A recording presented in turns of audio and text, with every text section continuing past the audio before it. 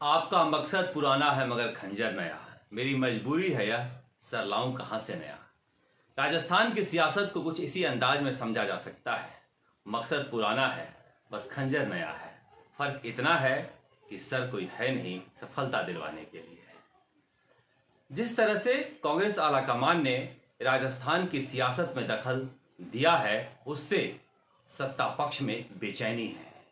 उस बेचैनी को दर्शाते हुए बेचैन शहरी विकास मंत्री शांति धारीवाल ने सीधे सीधे कांग्रेस आलाकमान को चुनौती दी।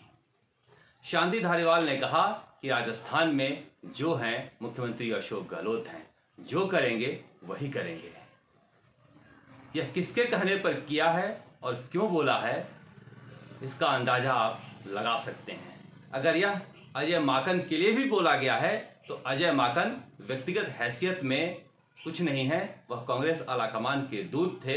ऐसे में सीधे सीधे कहा जा रहा है गहलोत गुट ने इस बार कांग्रेस आलाकमान को चुनौती दे दी है। जो लोग बातें करते थे कि देखिए सचिन पायलट ने बगावत कर दी, सचिन पायलट ने अनुशासनहीनता कर दिया, सोचिए जरा, अखबार में अपुष्ट खबरें शांति धारीवाल, रघु शर्मा और प्रताप सिंह खाचरियावास के बारे में छपती है तो इस कदर आग बबूला हो जाते हैं कि अजय माकन और आलाकमान तक की परवाह नहीं करते हैं। और सचिन पायलट पर क्या क्या गुजरी थी, बातें करना और सचिन पायलट जैसा बसर करना आसान नहीं है। अगर यह सब इन पर हो तो न जाने क्या क्या कर गुजर जाए। देखिए, शांति धारीवाल ने अन्यास नहीं बोला है। जिस तरह से अनौपचारिक बैठक, जो पहले विधायक दल की बैठक थी, मुख्यमंत्री निवास पर बुलाई गई यह दिखाने के लिए कि मैं हूं, उस बैठक में शांति धारीवाल को मुख्यमंत्री अशोक गहलोत के साथ स्टेज पर बगल में जगह दी गई। उसके बाद अजय माकन थे और जो लोग प्रदेश अध्यक्ष की इज्जत करने की बात बड़ी बड़ी बातें करते हैं, वह प्रदेश अध्यक्ष गोविंद सिंह डोटासरा को अजय माकन के बाद महेश जोशी के साथ बैठाए हुए थे। तो समझा जा सकता है कि गोविंद सिंह डोटासरा को भी उनकी जगह दिखाने की कोशिश लगातार की जा रही है।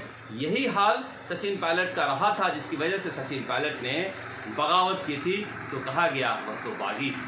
अगर यह सब होने के बावजूद कोई बर्दाश्त करता रहे तो फिर उस नेता में करंट नहीं।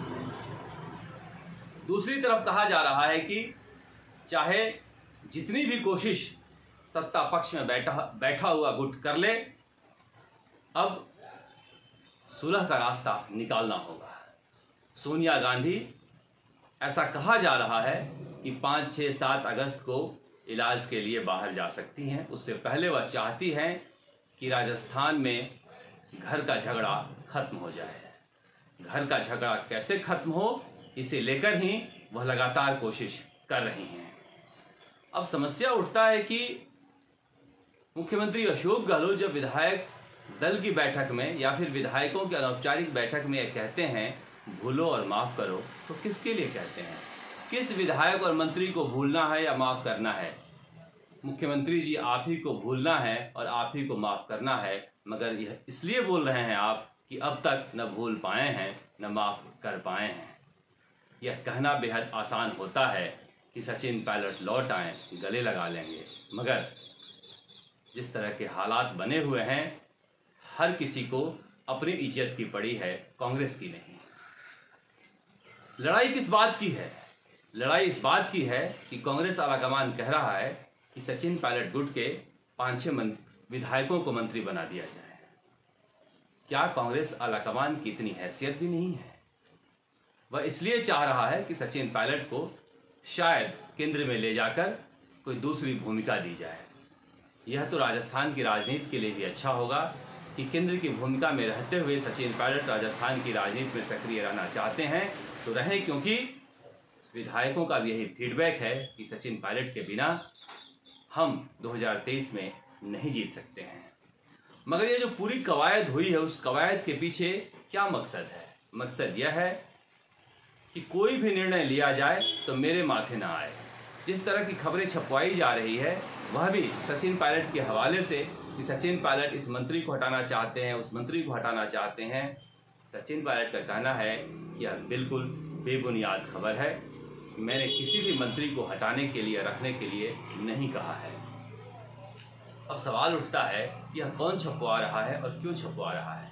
जो मंत्री सचिन पायलट पर आग बबूला हैं, उन्हें भी कुछ दिनों बाद इस बात का अंदाजा हो जाएगा।